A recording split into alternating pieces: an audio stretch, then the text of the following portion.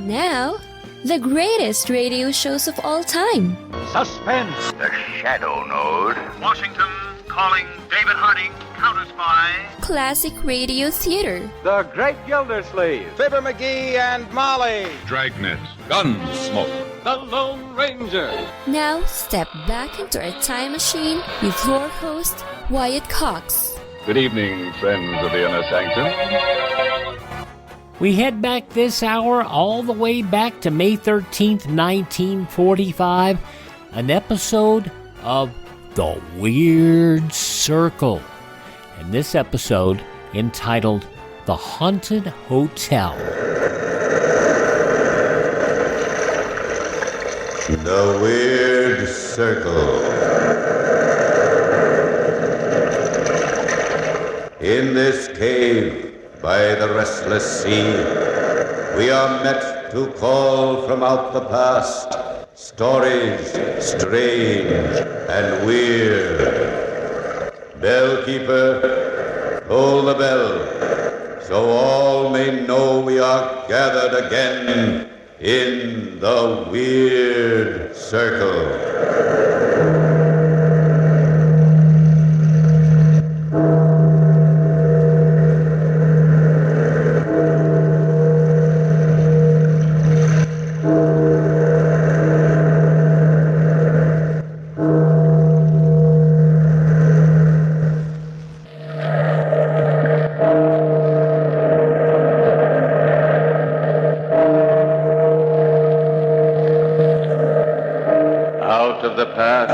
Phantoms of a world gone by speak again the immortal tale, The Haunted Hotel.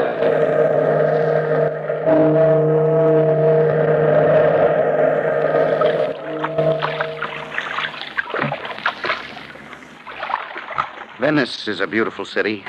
Its climate is ideal, its buildings picturesque, its atmosphere charming. But I felt almost physically incapable of pleasure as the oarsman tied his gondola to the castle hotel mooring. For in my brain there was just one thought. It kept flying around and around like an imprisoned bat. Why is Philip dead? Why is Philip dead? And it was this that had brought me clear across an ocean to Venice. Good evening, senor. You have a reservation for Henry Westwick? Yes, senor. It was you who requested the northeast room on the ground floor, was it not? That's right, overlooking the canal. You are lucky. In the very next mail, another American, a Miss James, asked for the same room. Huh? But, of course, you had the priority. Oh, I'm Miss James. Does that mean I can't have room 14? Sorry, Signorina, I am afraid so. Unless, of course, you can persuade Mr. Westwick to trade with you. Yours is number 15, next door to the young man here, but without a view of the canal. You wouldn't like to exchange, would you, Mr. Westwick? I wish I could be more gallant, Miss James, but I have a special reason for wanting 14. Boy? Yes? Take these bags, room 14 and 15. Just follow the page, senor, signorina. Thank you. A special reason? You sound so mysterious. Well, as a matter of fact, I'm here to solve a mystery. Really? Oh, please tell me about it. Oh, that is, if you don't mind. No, I think I'd like to, Miss James. Just to make up for not being able to switch rooms with you. 6 weeks ago, my brother married. It was very sudden. He'd met this Countess Nerone and her brother Rivar while traveling through Italy. Fallen deeply in love with her. And they came here to spend their honeymoon. Oh, I thought the hotel opened just last week. Oh, it did. This was formerly an old castle. Philip rented it for a month. He was scheduled to leave the day before remodeling began. But something happened? He was only here 2 weeks when he died. How shocking. Not only that, but when I wrote to his wife for more particulars, I got no reply. She and her brother seemed to have vanished off the face of the earth. It took me a month to wind up my business affairs, but I'm determined to stay here until I find out exactly what happened to Philip. How? Why? Yes, I can understand how you'd feel about your brother, Mr. Westwick. But you haven't told me the reason you want room 14. Oh, that was the master bedroom. I've got a hunch. If Norona left any clue, it would be there. Here are your rooms, sir, madame. Well, good night and very good luck. I'll see you around tomorrow evening, Miss James? I think so.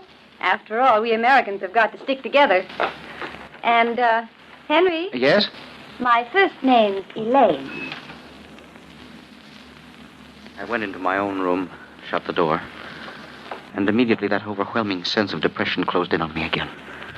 For a few minutes there in the hall, Elaine's warmth and vitality had dispelled it. Now, alone, in the very place of my brother's death, I felt more than ever confused and discouraged. Where to start my search? I didn't know. As I crept between the cool sheets, I thought, how much this room could tell me. If it would only speak. If I were only sensitive enough to grasp what it was saying.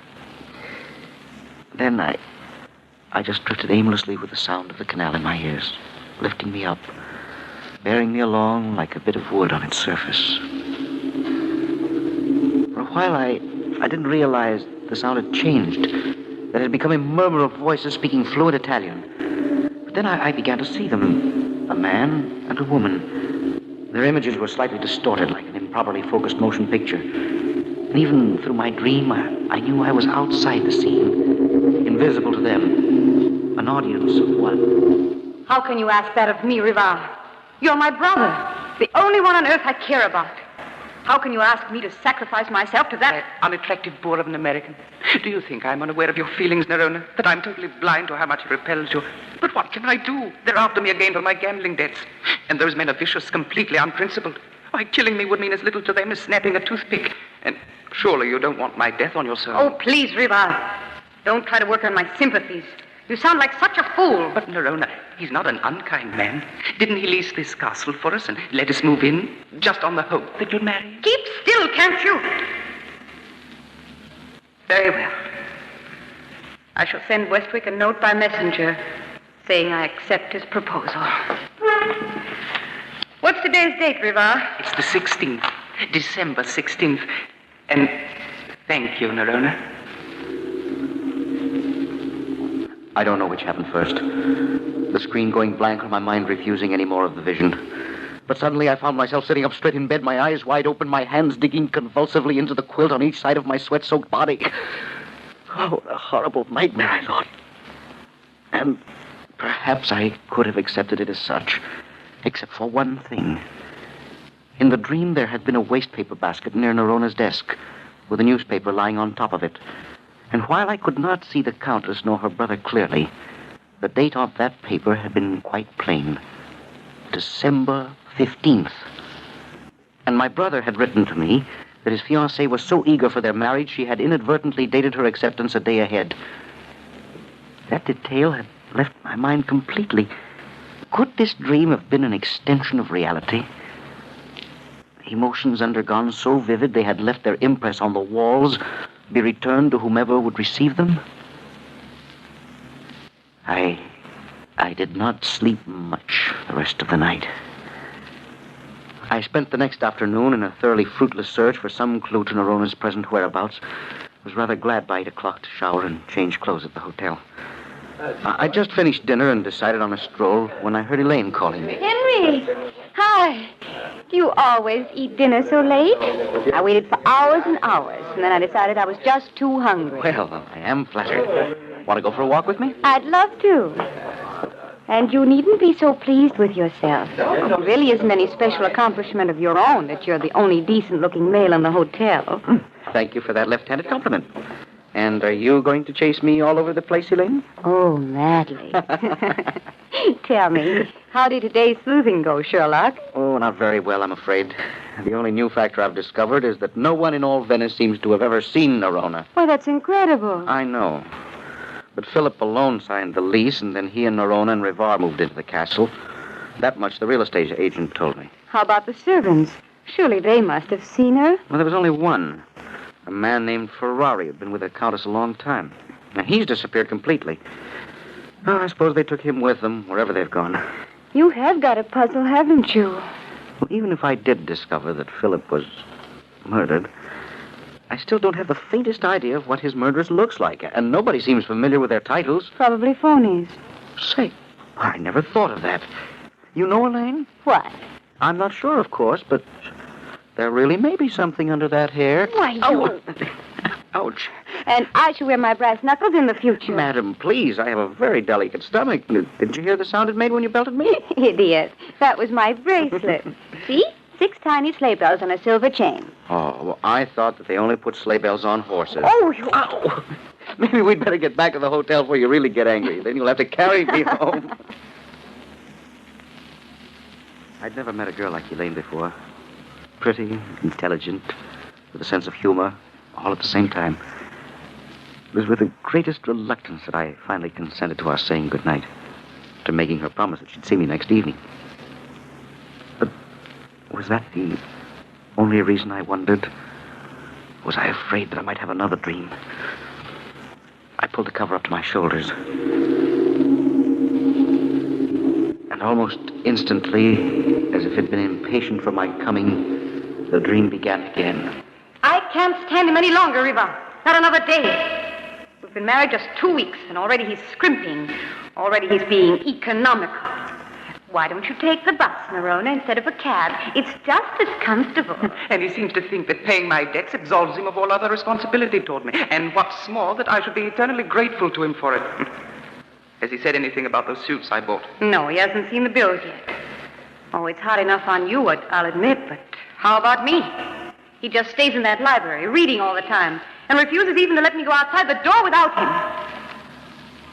Riva, I'm leaving him. No. Why not?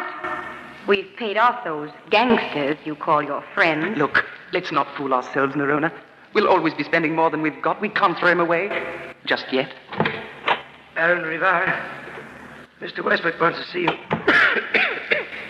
I'm afraid it's that Taylor bill. Oh, Lord. Now I'll have to stand there like a disobedient little boy while he gives me a dressing down. I said I thought you were out of the house, but he'd seen you come in. How's your cold, Ferrari? Oh, not too good, Countess. Not too good. If only there was some way to have Westwick's money without his presence. Or if we could just make a quick killing and... Yes, a quick killing. Riva, no. Do you want to live with that man the rest of your days? Tell me, Nerona, does your husband carry any life insurance? All had gone black again. I was pushing desperately through the thick sludge of sleep, struggling back into consciousness. It was nearly dawn. The world from my window looked cool and clean and quiet. I was so shaken I could barely dress. But I knew only a long walk would calm my shivering nerves. Besides, there were a few telegrams I had to send. Telegrams which might clear up the mystery of Philip's death. May 13th, 1945, The Weird Circle on Classic Radio Theater with Wyatt Cox.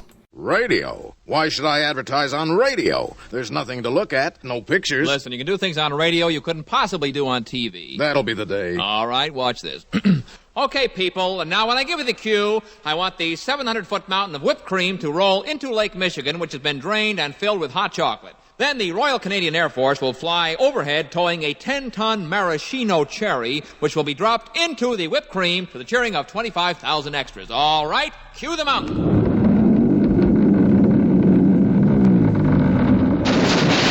Cue the Air Force. Cue the maraschino cherry. Okay, 25,000 cheering extras. Now, you want to try that on television? Well... You see, radio is a very special medium because it stretches the imagination. Doesn't television stretch the imagination? Up to 27 inches, yes.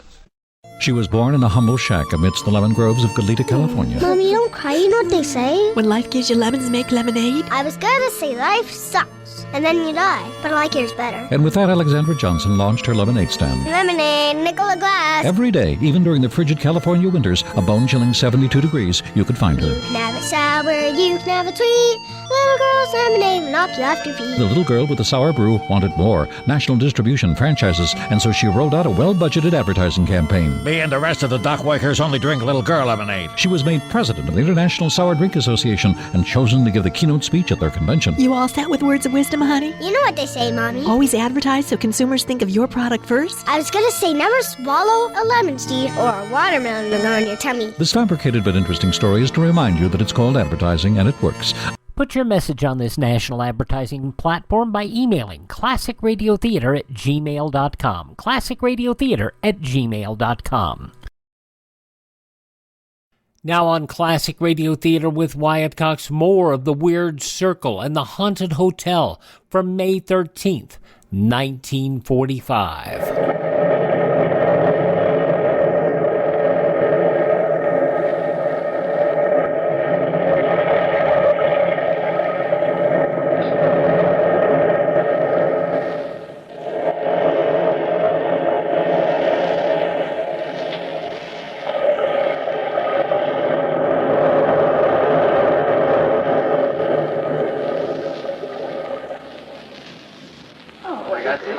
The day went well, incredibly better than I'd hoped.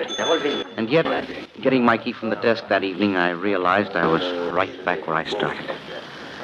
I walked down the corridor and hesitated in front of Elaine's door. Should I knock and say hello? Or wait till I was dressed for dinner? That problem was quickly solved. Good evening. Well, how did you know I was here? Well, ours are the only rooms at the end of this hall. I heard you walk by and stop, and no sound of a key. For a moment, you had me worried. I thought you were psychic. Oh, I am, didn't you know? I'm the seventh daughter of a seventh son of a seventh son. They slipped me in because they felt they were getting in a rut. Really? Oh, then I don't have to tell you what I found out today, do I? Oh, you know it already. Oh, come on inside, you horrible creature, and stop keeping me in suspense. Now, tell me all about it. Well, I feel like a pawn in a chess game, Elaine. The minute my side forges ahead, something occurs to checkmate it. Like what, for instance? Well, like discovering Philip had been insured for $50,000. $50,000? I telegraphed all the insurance companies in America today, and one of them cabled the information immediately. Why, Henry, you're brilliant. Whatever gave you the idea? Well, I've been having... It was just a hunch. They gave me the name of Philip's examining physician here in town who filled in the death certificate, and I checked up on him this afternoon. Yes? No. He's straight as a die. Got the best reputation of any doctor in Venice. Now, he swears my brother died of bronchitis, and, well, I'm sure the insurance examiners weren't any too cheerful about handing out $50,000, especially with only one premium paid on it, but they believed him. Oh, that means a dead trail again, huh? I'm afraid so. Oh, Henry, I wish I could help you. If there were only something I could do. I'll tell you what, Elaine. Get into a fluffy dress and clasp those funny little sleigh bells around your wrist, and we'll go out and really see Venice tonight. Okay, Henry. I'll meet you in the lobby in 10 minutes. Henry, what is it? You've been trying to act gay all evening. That's exactly what it's been, an act. I'm sorry, Elaine. I didn't mean to worry you with my troubles. You worry me much more when you won't tell me. What worries you? I know you're tired. It's nearly 2 o'clock, and you've been yawning for the past half hour. Elaine, would you think me crazy if I told you I was afraid to go back into my room? Afraid to go to sleep? But why? I have the most hideous dreams. All about Philip and the Countess and her brother. Oh, good heavens, Henry. That's perfectly natural. The three of them are constantly on your mind, and you are using your own as old room. But the nightmares seem to be planned. They seem to have a purpose behind them. Look, if you wish, I'll gladly change rooms with you. No, thanks a lot, Elaine. But the least I can do for whatever's trying to give me the message is receive it. Good night, funny face. But sleep didn't come so easily now. Perhaps because I was too anxious to get into the dream, or because for the first time I'd acknowledged a complete belief in it. At any rate, my eyes simply wouldn't stay closed. My mind kept whirling ceaselessly. I tried to lie very quietly, without thrashing, and my body grew taut and straining with the effort. Finally, just as I felt I could stand this immobility no longer, the thread snapped. My brain went limp, and the shadow play continued. Take another look, Riva. He promised he'd come immediately. The doctor's not here yet, Nerona. Do you think I'm blind? No. I'm sorry. It's just nervousness, I guess. Poor sister. Never mind. It'll be all over with by tomorrow. Countess. Yes, Ferrari. But we should come to this, Riva. The only friend we have left. And we bury him in another's grave. I don't mind, Countess. In fact, I should be flattered. Think how long I shall be pointed out as a millionaire instead of the pauper I really am. Twice before I had this illness, I knew a third attack would be fatal. He's coming. Quickly now, Ferrari. Repeat your story. Yes. I am Philip Westwick. Last week I caught cold, but I refused to have a doctor, even though my wife pleaded strenuously that I should. I hold a $50,000 policy on my life, and in the event of my death, I wish the doctor to communicate with them. My wife will arrange all the funeral details and notify my relatives in America. Right. Now, I must go into the library and find my husband. He'll be pleased to see me, I'm sure. There's a small jeweler's bill of mine he's taken in there to study. Oh, well, that'll soon be over for good. And it's most important Philip doesn't wander into this part of the house while the doctor's still here. That might prove awkward. Nerona, when do we finish with Philip? Tonight, after the doctor's safely gone. How? A knife. But you know I can't stand the sight of blood. Don't worry, I intend to do this thing myself. I do not propose to have it bungled. There, he's at the door now. Wait until I'm out of sight, then answer it. And Riva. Yes? If the doctor asks where Mrs. Westwick is, tell him my constant vigilance has tired me so. I'm asleep in another room. Very well, Nerona. Very well. Tableau faded slowly before my eyes, and try as my subconscious would to call it back, make it unreal further for me.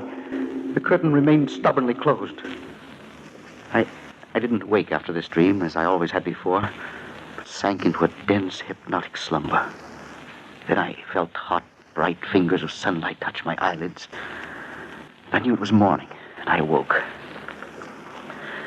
Between that and my breakfast, I formulated a final plan. Something in last night's vision had given me an idea. It was just a little lead, to be sure, but everything else had turned out in blind dally. So I had to try it. I was sitting on the floor in the library, surrounded by books, when Elaine walked in. Oh, looking for someone, lady? What? Oh, Henry. And the conclusion of The Weird Circle in the Haunted Hotel for May 13th, 1945 follows these important words from your favorite station. I'm Wyatt Cox, and this is Classic Radio Theater with Wyatt Cox. No offense, but are you a little fat when you look in the mirror? How would you like to learn the secrets to lose 3 to 5 pounds a week easily without joining the gym or going through any crazy diets? It's called Body Sculpt by Med Diet. For the last 2 decades, we've been helping people just like you that have pounds they want to shed. We've helped millions of people lose thousands and thousands of pounds over the years. And now it's your turn. Learn the secrets of how to lose weight with one simple phone call. You'll see an amazing difference in a matter of days. Don't believe us? We'll offer you a money-back guarantee. If you're ready to start losing weight right now, call right now to learn more about your risk-free order to Body Sculpt. Call for your risk-free offer. 800-738-5332. 800-738-5332. 800-738-5332. That's 800-738-5332. Are you in bad pain? You know what I mean. Your knees hurt. Your shoulder hurts. Your elbow and back are constantly killing you. And I'm sure you've tried every pain pill or cream available at the drugstore. Am I right? Well, here's something you haven't tried. Pain Magic. Pain Magic is not available at any drugstore. The only place you can get it is by calling the special toll-free number I'm about to give you. And to make things even better, call right now and find out about our buy one, get one free offer. We're so confident it'll work for you that we offer a free bottle with your purchase. No prescription required. Call now to learn how you can get Pain Magic and get rid of your pain. Remember, your results may vary. 800-492-8164. 800-492-8164. 800-492-8164. That's 800-492-8164.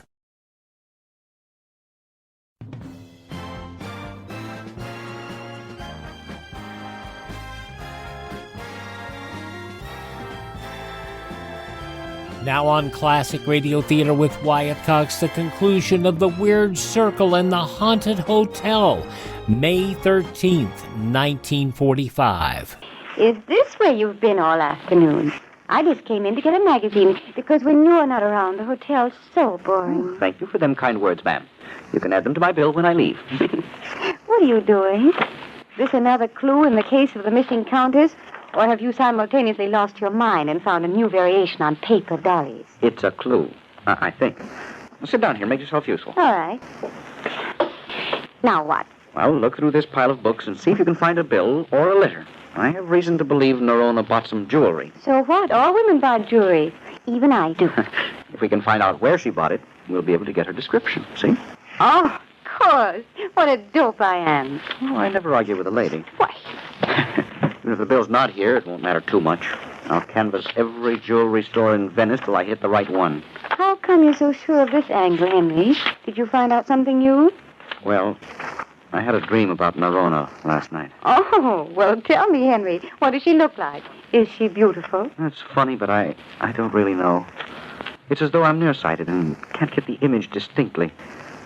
Help me, I've tried. Hey. What? Oh, Henry, it's a letter. Well, open it quickly. See if it's the one we want.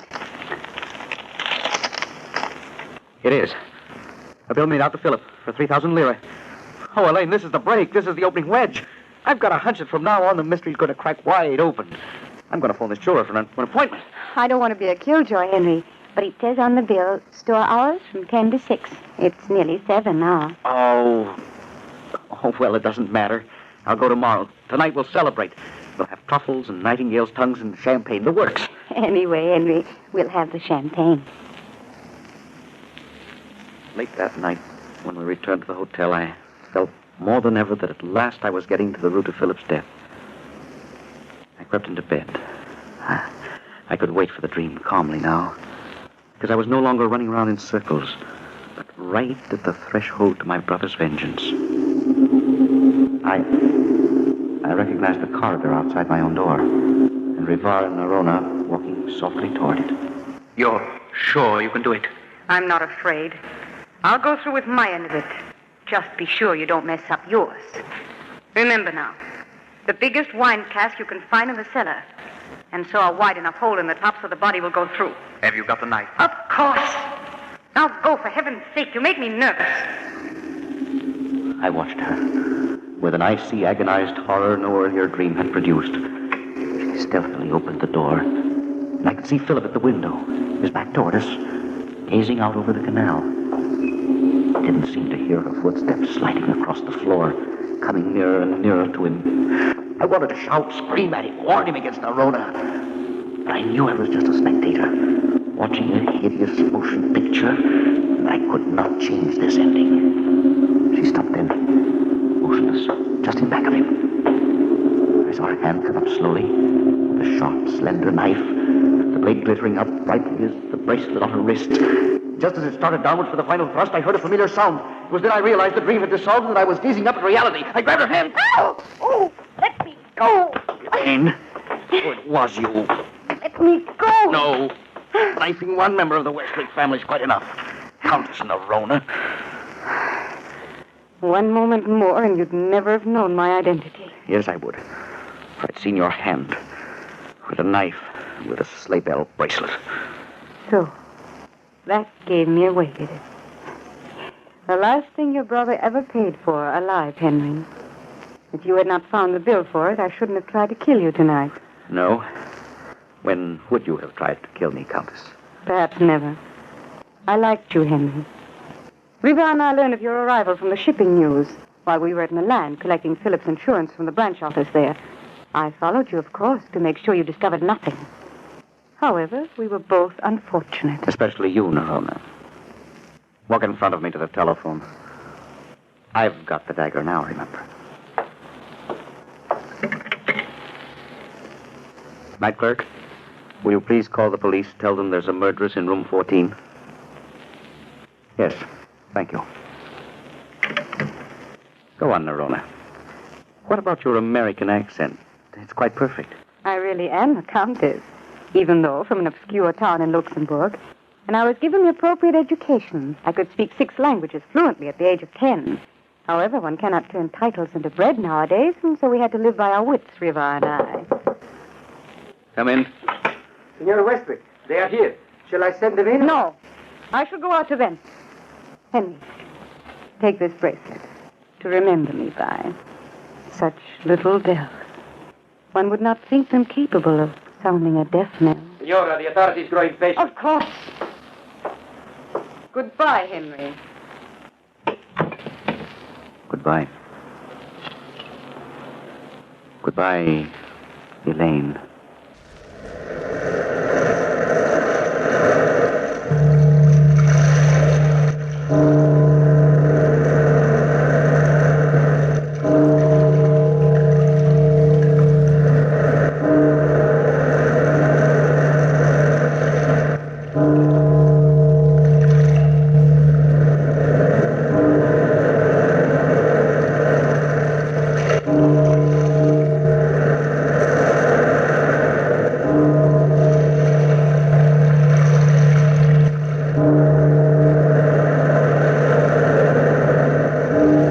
May 13th, 1945, The Weird Circle on Classic Radio Theater with Wyatt Cox. Let's see, if something costs less, but people are happier with it, that sounds like something to look into, and that's MediShare. Maybe you've heard switching to MediShare to pay for healthcare can save the typical family $500 a month, and that's huge, but it's also true that people are way more satisfied after making the switch, too. The customer satisfaction rate for MediShare is double that of the typical health insurance plan. Double. MediShare works. It's been around for more than a quarter century, and members have shared more than $3 billion of each other's bills. People love having telehealth and a huge nationwide PPO network. So, yeah, you can save a ton and like it better. Imagine being happy with how you're taking care of your health care. So if you're self-employed or part of the gig economy, or you just want a plan you're happy with, you can call right now and get a price within 2 minutes. A very, very smart use of 2 minutes. Here's the number you need. 833-34-BIBLE. That's 833-34-BIBLE. 833-34-BIBLE. Now on Classic Radio Theater with Wyatt Cox, an episode of The Adventures of Jungle Jim that touts the comic strip. It really does. This is episode 185, originally broadcast May 13th, 1939.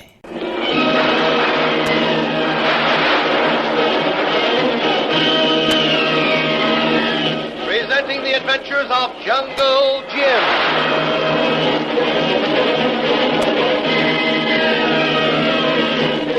The Adventures of Jungle Jim, broadcast weekly over this station, are dramatized from the full-color action pictures to be found in the Comic Weekly, the world's greatest comic supplement that comes to you each week with your Hearst Sunday newspaper. Join the 11 million adults and 6 million youngsters who make their weekends more enjoyable reading the world's greatest comic and adventure pictures by the world's best artists featured in every issue of the Comic Weekly. Insist on the Sunday newspaper that brings you the Comic Weekly. To celebrate Jim and Lil's complete recovery and subsequent release from the hospital, Governor Thorpe of the Paguan Islands gives a dinner in their honor. Judith, Carnack's niece, quietly slips away on a steamer for the States on the day of the dinner, leaving Jim a letter in which she confesses her love for him.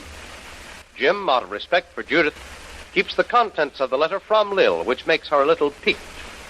After the dinner, Jim excuses himself early and goes to his room. He picks up Judith's letter and reads it again. Then he lights a match and begins to burn it. As the flame consumes her farewell note, a sinister figure slinks from the shadows and whispers Jim's name. Jim, unsuspectingly, walks through the French windows and out onto the porch. And the masked assassin leaps at Jim, a long knife poised, ready to strike. Jim wheels around just in time and grabs the masked man's arm with both hands. Oh, you will you? Oh, there. Oh, that was a pretty neat trick calling me out here and jumping at me from the back. You almost got away with it. You killed great white Father Karnak, but now your turn to die. No, not so fast. Not so fast there. I just got used to living again, and I like it. Once I get that ugly knife out of your hand, I'll tear that mask off your face. I seem to recognize that voice of yours. Die. spirit of Karnak cries out for vengeance, you die. Oh, so you're one of Karnak's men, huh? Well, there. Now drop that knife. Oh. Drop it or I'll break your arm. Oh, no. You die. You die. It's useless to struggle, I tell you. You can't break that hold. Drop that knife. Drop it. Drop it, I tell you, before I put on more pressure. Oh, I come kill you. You die. All right, you're asking for this. Drop that knife now. Drop it or I'll give you a little lesson in the gentle art of jiu-jitsu. No, you die.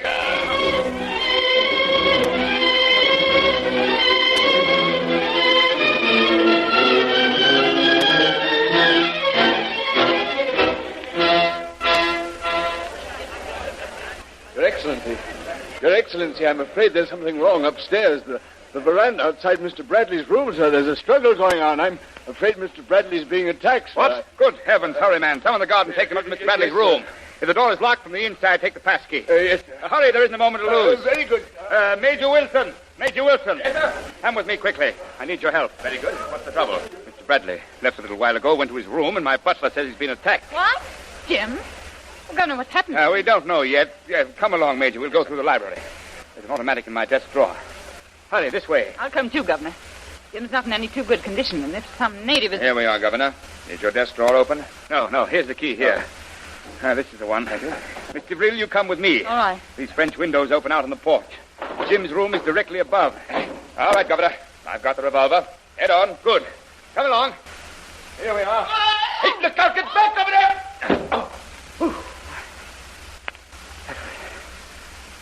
That was a narrow escape. That body falling down just missed me by inches. Come on, let's go over and investigate. Oh, be careful, Governor. Don't go too close until I see whether this fellow is still alive. It's all right, Governor. He's done for. Fell down head first. Apparently landed on his head. His neck is broken. That is the doornail. Hello up there. Mr. Bradley. Are you all right? Mr. Bradley's all right, Your Excellency. Just a bit winded from the struggle, otherwise unharmed. He says he'll be down in a minute or two, Your Excellency. Very good, Barker. Let him take his time. Well, Major, have you had a look at the assassin? Yes, Governor. It's a native. He's wearing a mask. It's tied pretty securely. And he was armed with this. Pretty ugly-looking piece of steel, isn't it? Good heavens. What a nasty-looking knife. Look at that point. Wouldn't take much of that to do a lot of damage. Yes, indeed. His face isn't familiar to me. Perhaps you can identify it, Governor. Here now. I've taken off the mask. Excuse me, Mr. Phil, while I have a look at the man. You see? It's a native. But I've never seen him before. Governor, do you recognize him? I certainly do. Been looking for him for a long time. Very dangerous killer, too.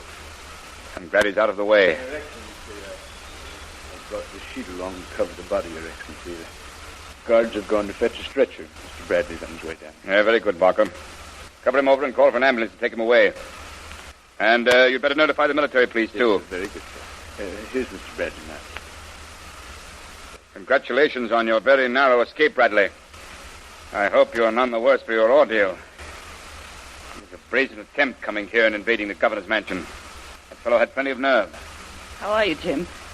Perfectly all right? As right as rain. A little bit shaky, maybe, but outside of that, perfectly okay. You were lucky, Jim. It certainly was a wicked-looking knife. Well, I got one look at it, and I knew I'd have to use every ounce of strength to avoid getting stuck with it. Did you identify the man, Governor? Yes, Jim. It's Core. He's dead, killed instantly. Broken neck. Well, now that everything is subsided, tell us what happened. That is, if you feel up to it. Oh, of course, Governor. Well, it was just after I got back in the room. I was burning Judith's leather when I heard a voice call very, very quietly. Without thinking, I stepped out on the veranda to investigate. Oh, and that was a bad mistake. Because it was on me like a flash. I wheeled around just in time, got one look at that knife, and I grabbed his arm and held on like grim death. What did you do then? Yell for help? No, Lil. I tried to work a grip on him to make him drop the knife, but he was too tough. Oh. I almost broke his arm with the pressure of my hold on him, and he yelled. And the pain must have been terrific. I suppose that's what my butler Barker heard and came dashing into me. Well, I wasn't any too healthy, and the struggle began to tell on me. Yes, I can imagine. I could feel myself beginning to weaken, and that knife edged a little closer. Then I knew there was only one chance left. Good old jiu-jitsu. So I set myself quickly, turned my body sharply, and threw him with all the strength I had over my right shoulder. Now, we came out at that moment, and Major Wilson pulled me back, just as the body fell. I didn't mean to throw him over the balcony rail. I figured he'd be thrown to the floor with sufficient force to knock the wind out of him. Yes, of course. Your butler and the guards came in then, but I suppose he fell against the rail of the balcony and lost his balance and toppled over. Yes, that's probably what happened. But I'm mighty glad it did. It removes the last of Karnak's personal henchmen. A very dangerous killer. Yes, and this little incident evens the score for Major Breeze. It was Cora, you know, who stabbed Breeze in the back. I would have much preferred to have captured him alive and brought him to justice. By the way, Major Wilson, just in case there are any more of Karnak's assassins lurking about, you'd better redouble the guards around the grounds. Send out a posse to search the place thoroughly. Very good, Governor. I'll attend to it immediately. Good night, Mr. Brill. Good night. Mr. Bradley, my congratulations on your escape. Thank you, Major. Good night. Good night. Well, Jim, I'm glad you're safe and sound.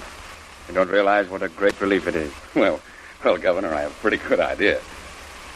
Well, Bill, shall we go in? It's getting late, and I suppose most of our guests have gone. I'll run in and see. Run along, Governor. Mr. Brill and I will follow. Yeah. I'm not ready for bed yet. That bit of excitement has made me wide awake. And I'd like to have a word or two with Jim before he turns in. Good. Yes, use the library, conservatory, or anywhere you feel at home. All right. I'll see you in the morning. Good night to you both. Oh, thank you, Governor. Good night. Well, Jim, I don't have to tell you what a relief it is to have you safe, sound, and unharmed. Well, thanks, Lil. I feel kind of good about it myself. There's something I've got to confess, Jim, about what happened early this evening. Yes? What is it, Lil? Well, I don't mind admitting I felt pretty sore about Judith writing you personal confidences and leaving me out in the cold. What's more, I felt pretty mad when you refused to tell me what was in that letter. Yes, I knew you weren't feeling any too kindly toward me about the whole thing. Well, you must realize, Jim, that above all else, I'm a woman. And I fall heir to the little whims and the temperaments and, well, all the jealousies that are particularly feminine. I realize all that, Lil. And I really admire you all the more for it. It's been on my mind all evening. And I realize that in refusing to tell me the personal secrets in Judith's letter, you were really being a gentleman. It was the decent thing to do. Well, I'm glad you see it that way now, Lil. Of course, if I had stopped to think and used my feminine intuition, I could have guessed what the letter contained. Judith was in love with you. Well, are you still guessing or stating facts? Take it either way. And you, Jim? I'm in love, too. With Judith? No, Lil. Just with my work. Oh, Jim.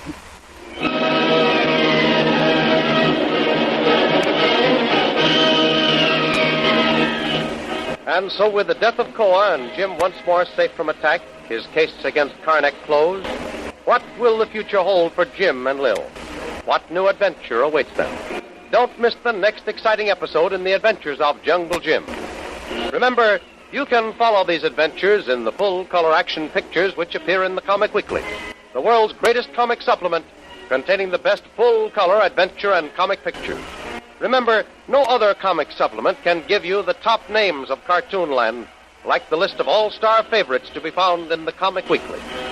The whole family follow the fun and frolics of Popeye the Sailor, Tilly the Toiler, Barney Google and the Little King, the impish antics of Skippy, the Katzenjammer Kids, the immortal Mickey Mouse, as well as the exciting adventures of Flash Gordon and Jungle Jim. Join the 11 million adults and 6 million youngsters who every week find the greatest of home entertainment in the Comic Weekly, which comes to you with your Hearst Sunday newspaper. More thrilling radio adventures of Jungle Jim will be heard at the same time next week over this same station. Be sure to tune in.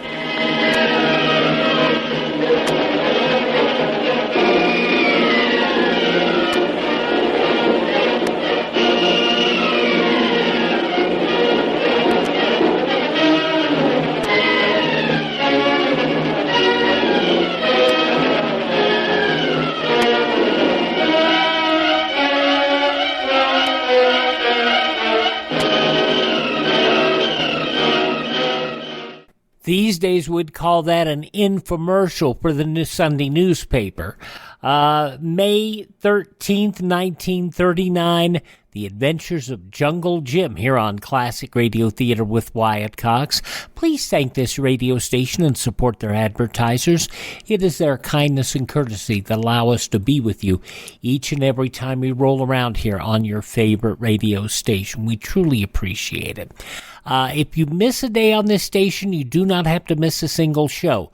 All of our shows are available on demand at iHeartRadio or Spotify. They're also available through Apple Podcasts, Google Podcasts, Overcast, also Amazon and Facebook. Just search for Classic Radio Theater with Wyatt Cox. That's Classic Radio Theater with Wyatt Cox. And don't forget that our shows are also available at my webpage, classicradio.stream. You can contact me there.